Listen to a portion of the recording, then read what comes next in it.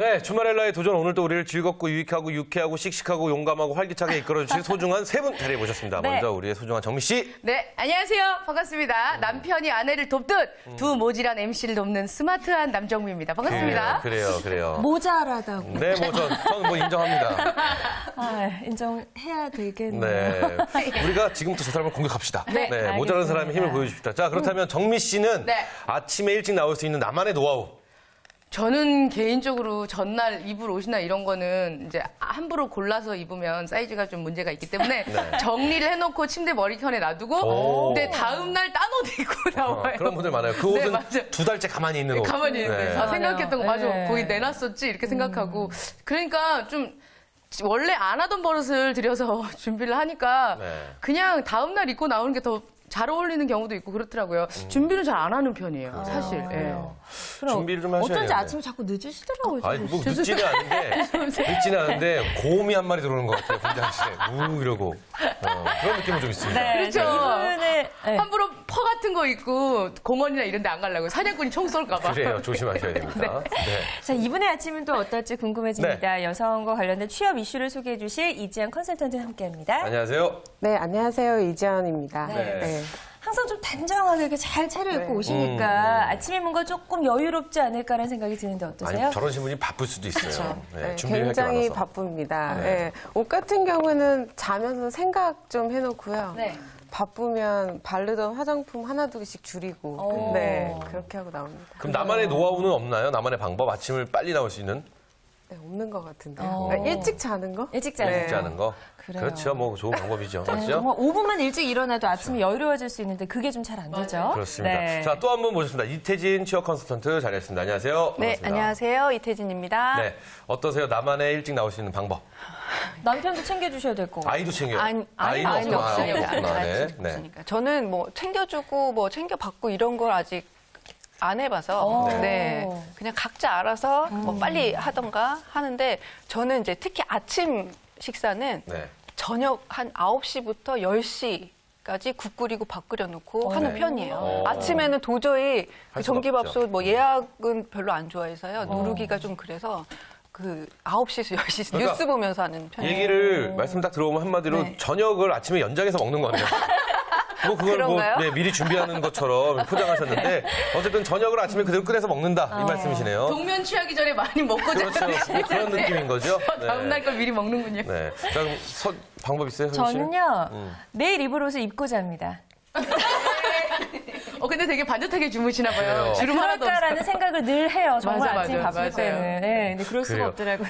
근데 여성분들은 아침에 옷 입고 이런 걸 굉장히 많이 신경 써서 그러실지 모르겠지만 남성 저는 옷이 굉장히 많아요 집에. 늘 근데 똑같은 매일 거 똑같은 옷을 입는 이유가 교복이야? 네, 일어나면은 그냥 눈에 보이는 걸 입기 때문에 이게 교복 스타일로 이렇게 변하시는데 어제 벗어놓고 그대로 입고 나오고 이런 스타일. 뭐 그 몇 개가 걸려 있어요. 거기서 좀 돌아가면서 이렇게 하는데 네. 정말 짜증나는 거는요. 내일 저거 입어야지 했는데 그 세탁기 안에 들어가 있습니다. 맞아. 그거 진짜 화납니다.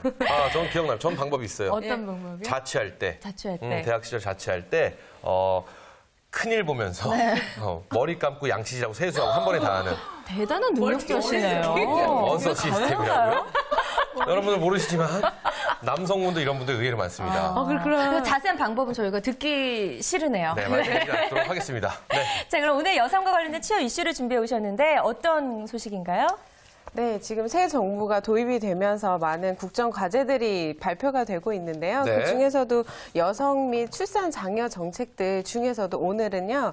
육아휴직 제도 그리고 그 실태에 관해서 좀 다뤄보도록 하겠습니다. 네. 육아휴직. 그렇죠. 새 정부가 이제 도입이 되고 며칠이 흘렀습니다. 며칠도 아니죠. 그쵸. 그렇죠. 이제 한 한 3일째? 3일, 2, 3일 네. 정도 흘렀는데, 자, 그럼 새로운, 강화된 육아제도가 있다고 들었습니다.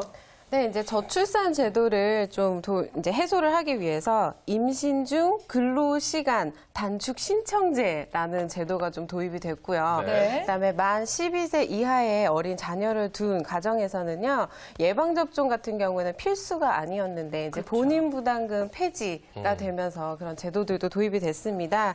그리고 맞춤형 임신 출산 비용 지원 관해서도 제도가 생겼습니다.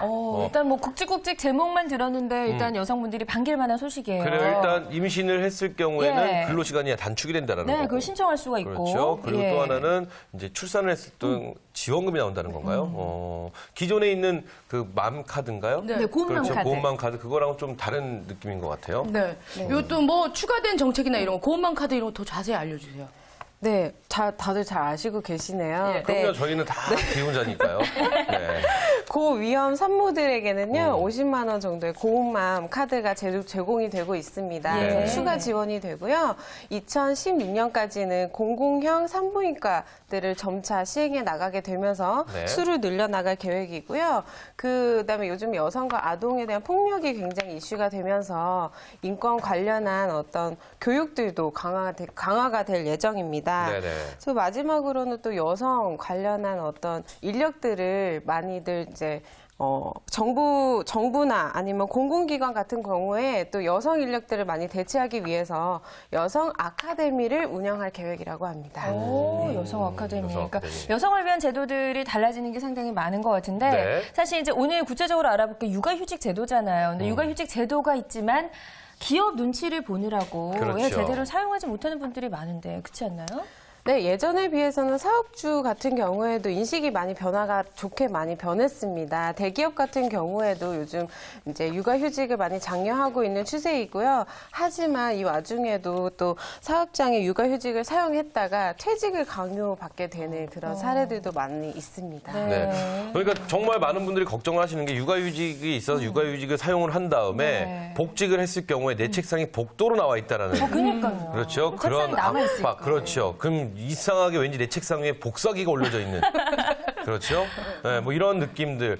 그런 것 때문에 굉장히 불안해하시는 분들이 많은데 실제로 현황이 어떤지도 굉장히 궁금합니다. 네, 고용노동부에 따르면요, 육아휴직 사용자가 6만 3천여 명 정도로 최근 5년 사이에 3배 이상 급증을 했습니다.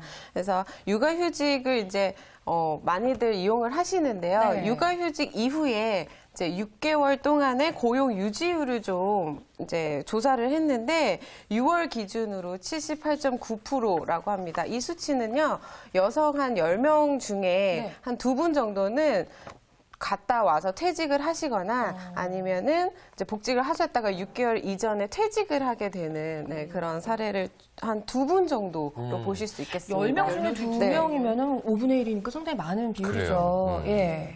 그 외에 또 사례를 좀 살펴보면은요, 30대 후반의 한 어머님께서는 육아휴직 이제 기간이 끝나기 전에 좀 빨리 복직을 하려고 네. 회사에다 전화를 해서 복직을 하겠다고 신청을 했는데 누구세요? 그래요? 네, 회사에서 좀 기다려 보라고 연락을 드리겠다고 하고서 예. 2주일이 넘도록 이제 연락이 안 와서 다시 인사과에 전화를 했더니 능력이 좋지 않다. 퇴직을 했으면 좋겠다. 네, 이런 통보를 받으시기도 하시고요. 전화로요. 네네네. 그리고 또 이제 만삭이 돼서 거의 낳기 일부 직전까지 야근을 하시다가 네. 이제 육아휴직을 하셨는데 육아휴직 한 다음에 전화를 했더니 그냥 그만둬라라고 대놓고 얘기하는 사례들도 있다고 합니다. 너무 억울할 것 같아요. 아니 그러니까 예. 정말 이해가 안 되는 게 네. 그 일이라는 거를 이제 인수인계라는 것도 있지 않습니까? 그렇죠. 근데 뭐 육아휴직을 오래 하시는 게 아니라 뭐 한두 달 만약에 하신다 했을 경우에 그 인수인계를 하고 새로운 인력을 충원을 해서 충당을 해서 또 가르치고 이게 더 많이 힘들지 않을까 싶은데요. 그렇죠? 일이 쉬웠나? 그리고 육아휴직이 사실 뭐 길어 1년이잖아요. 네네. 그 기간을 못 기다려준다는 게 사실 그렇죠. 회사에 대해서 약간의 배신감도 느낄 것 같고 그런 생각이 좀 듭니다. 제 주변에도 이제 얼마 전에 육아휴직이 끝나고 회사를 복귀한 언니가 있어요. 네네. 근데 얘기를 들어보니까 그 육아휴직 급여가 휴직하는 기간 동안 100%가 안 나온다고 하더라고요. 그리고 나중에 복직하고 나서 그 급여를 마저 받는 형식이라고 하는데 만약에 복직 후에 바로 그만두게 되면 이거는 회사도 그렇고 당사자도 그렇고 둘 다 좀 손해가 아닐까 싶은데요. 네, 말씀하셨듯이 육아휴직 급여나 아니면 출산 장려 지원금 같은 경우에는요, 복직하고 난 다음에 사후에 일정 부분 수령을 하는 경우가 굉장히 많습니다. 네. 그래서 사실은 부정수급과 이제 고용노동부의 부정수급과에서는요, 사업주나 이제 근로자가 말을 맞춰서 돈을 받는 그런 사례들도 급증이 하는 바람에 고충이 많다고 그렇게 말씀을 하셨습니다. 네, 그렇군요. 근데 이게 권고 사항이지 않나요? 그죠? 법적으로 그렇죠. 이제 뭐 피해를 주거나 뭐 점수를 깎이면 세금을 더 물린다든가 이런 게 아니니까 빨리 자리를 잡아야 될 것 같습니다. 그리고 강력한 법적 체제, 맞아요, 제재 맞아요. 조치가 좀 있어야 될 것 같습니다. 네, 네. 근데 그 와이프가 임신했을 때 남편 이제 출산했을 때 남편분들도 이렇게 육아휴직 내지 않아요? 진짜로 많이 있나요 요즘에? 근데 아니 그게 아니라 뭐 어디다 써요 저는. 그리고 뭐 저 뭐야 이거 여성분들이 아내분들이 육아를 흥분했네요. 네, 여성분들이 육아를 한 다음에 휴직을 해도 복직 상황이 이렇게 좋지 않은데 남편들까지 하면 회사에서 보면 네가 났어? 막 이렇게 또 얘기하면 괜히 눈치 보이고 야 나는 애가 열인데도 안 그랬어 안 썼어 막 이런 분들도 분명히 있단 말이죠. 네. 네. 작년 1월에서 6월 말까지의 수치를 보시면요. 한 남성분들 같은 경우는 900여 명 정도로 신청을 하셨습니다. 그래서 전체 육아휴직자 3만 한 2천여 명의 전체로 보시면 2.8% 정도로 낮기는 하죠. 그러니까 네. 3만 명의 3만 명이 이제 아이를 출산을 한 거죠. 그렇죠? 신청을 했는데 네, 전체가 3만 2천 정도. 근데 그 중에서 2.8% 정도. 2.8%. 네. 씁쓸합니다. 네. 뭐 여러 가지 이제 네네네. 그걸 사용할 수 없는 여러 가지 이유들이 좀 있을 건데요. 네, 좀 설명을 더 해주시면 좋을 것 같아요. 네네네. 남성분들 같은 여성분들은 한 290일 정도 신청을 하시는데요. 네네. 남성분들 같은 경우는 240일 정도로 일수로는 그렇고요. 또 육아휴직 남성 비율이 2008년부터 한 2010년까지로 보시면 1에서 2% 정도가 되셨다가 네. 2011년도에는 한 3% 정도 그래도 조금 높은 수치로 올라갔고요.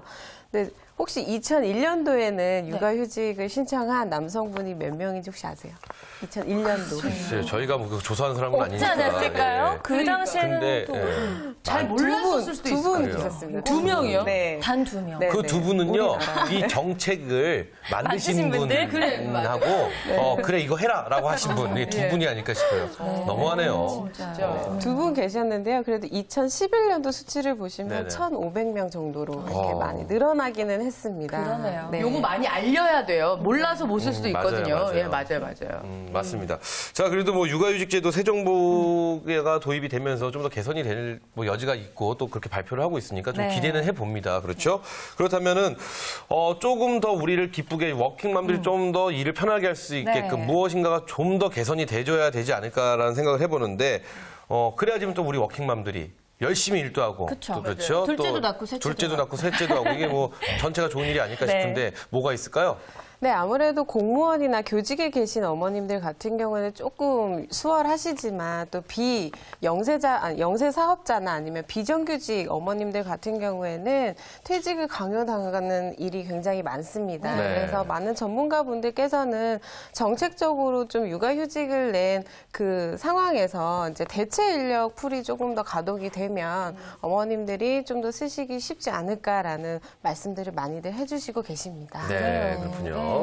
근데 그 직장 내에서 이 같은 여성끼리에 대한 그런 인식도 바뀌어야 될 것 같아요. 어머, 쟤는 왜 애 낳아가지고 나한테 커피 타기 시키는 거야? 막 이렇게 바뀌면은 또 눈총도 보게 되면 그래요, 또 못 쓰게 되는 분위기가 형성이 되잖아요. 맞아요. 여성들의 인식도 바뀌어야 될 것 같습니다.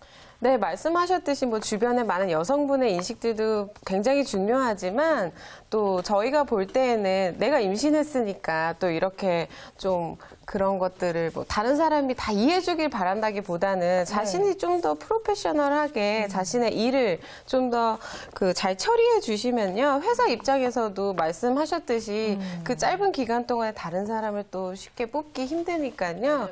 회사에서 오히려 복직했으면 좋겠다 그래요. 이런 얘기를 들을 수 있게끔 좀 더 전문성 있게 일을 하시는 것이 중요하다고 생각합니다. 내가 아니면 맞아요. 안 되도록 나만의 어떤 강점을 키우는 것도 좋은 방법이 될 수 근데 있을 또 것 같습니다. 내가 아니면 은혜 망할 걸 막 이런 생각하잖아요. 좀 그게 또 문제도 있는데 어쨌든 네. 지금 말씀하신 것 중에 제일로 마음에 와닿는 게 여성분들의 인식이 좀 바뀌었으면 좋겠다는 말이 되게 맞아요. 많이 와닿는데 네. 남자들이 그렇거든요. 군대를 가지 않습니까? 네. 군대를 가기 전에는 굉장한 두려움에 크다가 군대를 전역을 하고 제대를 한 다음에 누군가가 군대를 간다고 하면 아이 뭐 그거 아무것도 아닌 거다 이런 생각하거든요. 네. 그러니까 자기가 아이를 낳았을 때 그렇게 힘들고 휴직이 필요했었는데 또 내가 난 게 아니기 때문에 그렇죠. 맞아요. 뭐 이런 기본적인 인식 자체가 좀 바뀌면 다들 좀 행복하지 않을까 이런 생각 해봅니다. 네, 제가 보기에는 이 이태진 컨설턴트도 이제 뭐 계획을 하고 계시다고 들었고, 뭐 어쨌든 결혼을 하실 거고 아이를 낳으실 텐데, 그럼 두 분은 만약에 아이가 생긴다면 출산 후에 육아휴직을 쓰실 생각이신지가 좀 궁금한데요. 쓰셔야죠. 이렇게 말씀해놓고서 안 쓴다고 하면 이상하죠. 네, 이정도 네. 선생님 먼저. 써야죠. 그렇죠. 네. 근데 그 쓰는 게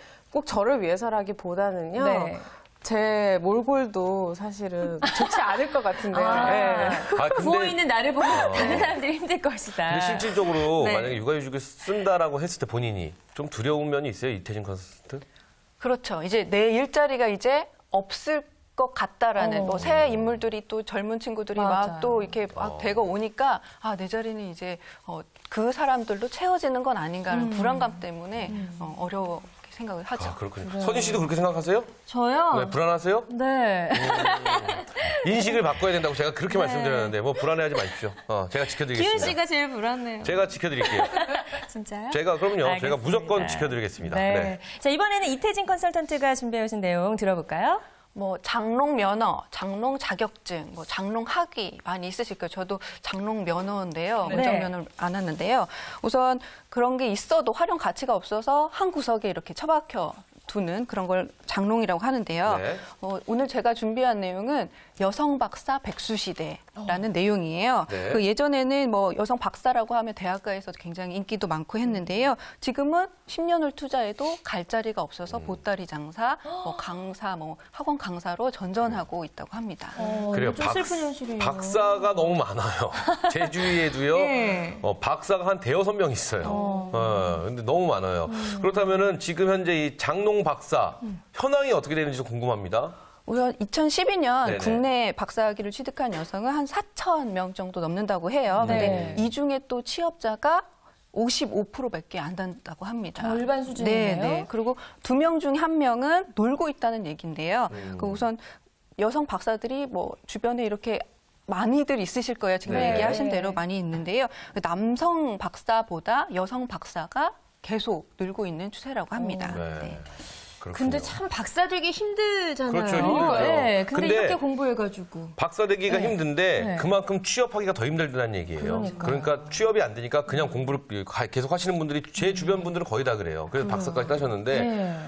진짜 힘들어 보이더라고요. 본인들의 자괴감은 얼마나 좀 클까라는 생각이 드는데 그래요. 그 여성 박사, 그 취업이 안 된 이런 분들이 두드러진 분야가 따로 있다면서요? 여성 박사 취업난이 지금 학사 학위처럼 이공계는 조금 그래도 괜찮은데 인문사회 계열이 조금 더 힘들다고 합니다. 네. 그래서 지난해 의학 계열 같은 경우에는 졸업생 중에 75% 정도는 이제 취업이 이렇게 됐는데요. 인문 계열 같은 경우에는 150명밖에, 그러니까 한 28%밖에 취업이 되지 않았다고 하거든요. 그래서 취약계층이 있는 거죠. 박사에서도 이공계는 좀 괜찮아요. 근데 또 이공계라도 또 괜찮은 일자리가 있는 건 또 아니라고 합니다. 그래서 이것도 뭐 실험실이라든지 뭐 이게 들어가긴 하는데 계약직 2년이나 1년, 최악의 경우에는 6개월 단발 계약직도 있다고 해요. 그래요. 네, 야, 그러니까 박사 따는 거 되게 어렵고 또 비싸잖아요. 네네. 와, 그 돈 들여가지고 따는데 진짜 부모님도 마음이 억장이 무너질 것 같고. 그런데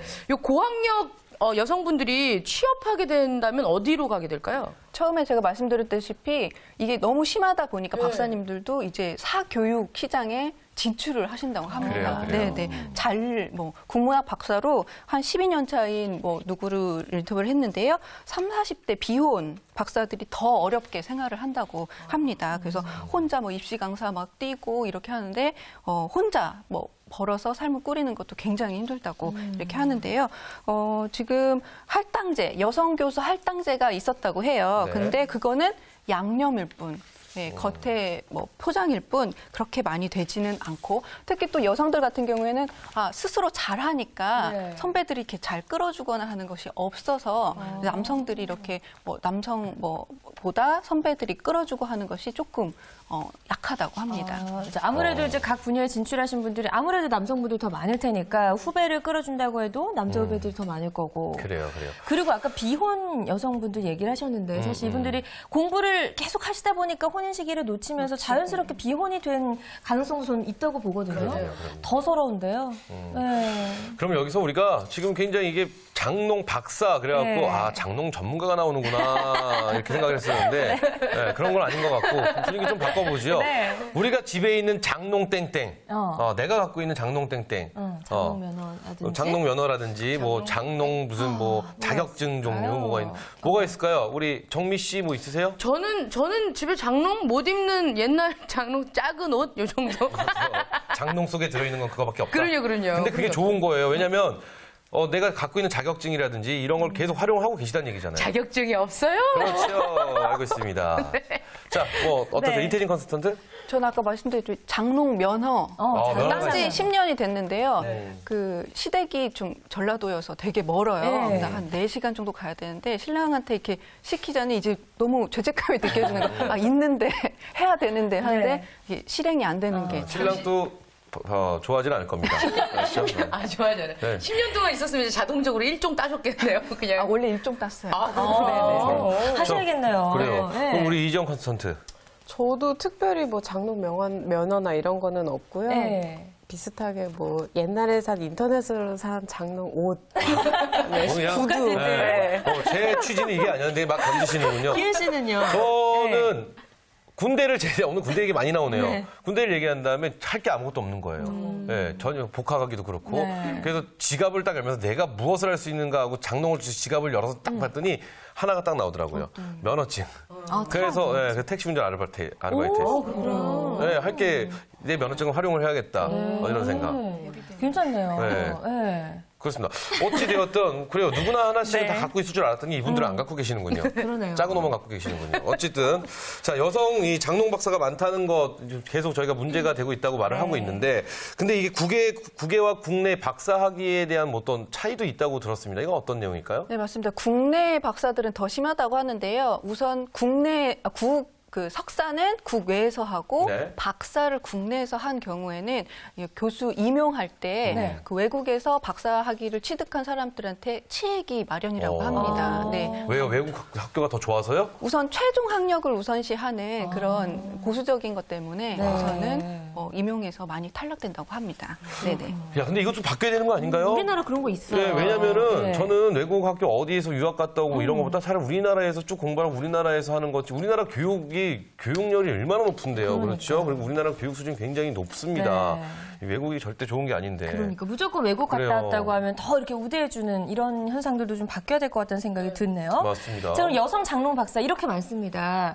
어떻게 하면 그 수를 줄일 수 있을지 그래요. 해결책은 없을까요? 우선은 이제 공급과 수요가 불균형한 상태가 되기 때문에 여성 박사 취업난이 이렇게 가져온 큰 원인이라고 진단을 하고 있는데요. 네. 우선은 90년대 초반에 대학이 막 설립이 되면서 뭐 사람을 요구했지만 그때는 잠시뿐이었다 이렇게 네. 얘기를 하고 있고요. 이게 단지 수면 위로 올라온 게 뭐 1, 2년 이런 게 아니라 10년 전부터 여성 박사 실업 문제가 굉장히 크게 대두가 됐었습니다. 그래서 취업 잘 안 되는 특히 인문 계열 그쪽은 조금 더 일자리를 더 활성화시켜야 됐고요. 네. 그다음에 아까 그 구체적인 방안으로 보면 2003년도에 여성 교수 할당제가 이렇게 있었는데 그때 당시만 해는 그냥 진짜 시행했을 때는 반짝했던 것들이 지금 많이 사그라져서 그걸 다시 한번 부활시켜서 좀 활발히 그런 걸 채용을 도입을 해야 되지 않을까 이런 해결점이 나오고 있다고 합니다. 그래요. 그리고요, 내가 뭐 석사, 박사까지 해서 눈높이가 상당히 높을 수도 있습니다. 본인의 눈높이도 조금 낮추는 것도 그래요. 어떻게 보면 취업을 할 수 있는 좋은 방법이 될 수도 있을 것 같습니다. 맞습니다. 네. 자, 오늘 뭐 이야기를 들어본 것들 여성 능력을 키우는 방법에 대해서 좀 더 저희가 구체적으로 이야기를 좀 들어봤으면 하는데. 네, 또 전문가의 의견을 좀 더 의견- 들어볼까요? 네, 어떤가요? 네, 여성들의 여성 능력을 조금 더 키울 수 있는 좋은 방법이 있으면 좀 얘기를 해주시죠. 뭐 아무래도 좀 더 부지런해져야 되지 않을까요? 계속 본인이 인터넷을 찾아보고 네. 하면서 계속 뭔가를 준비하는 것에 있어서 부지런히 계속 찾고 사실 일하다 보면 귀찮거든요. 그렇죠, 찾고 그렇죠. 뭐 따라가는 것도 귀찮고 공부하는 것도 귀찮고 한데 그래서 부지런히 해야 되는 게 더 중요하다고 생각해요. 그렇습니다. 그렇습니다. 네. 발품, 손품 파는 만큼 네. 결과가 또 오니까요. 그럼요. 우리 이태진 컨설턴트 뭐 있을까요? 아까 우리 여성 인식이 많이 바뀌어야 된다 이렇게 얘기를 했는데요. 뭐 본인은 물론이거니와 제가 항상 말씀드리는 주변에서 그런 제도라든지 이런 거를 알고 이해해주고 이해받고 이런 것들이 좀 원활히 돼야 되지 않을까 생각이 듭니다. 네, 그렇습니다. 자, 이렇게 해서 오늘 다양한 여성 관련 취업 이슈들 들어봤습니다. 네. 도움 말씀 주신 세 분 고맙습니다. 감사합니다. 자, 오늘 저희가 준비한 소식은 여기까지입니다. 네. 저희는 다음 시간에 또 더욱더 다양한 풍성한 내용으로 다시 돌아올게요. 네, 우리는 이 땅의 모든 준마렐라를 응원합니다. 준마렐라의 도전!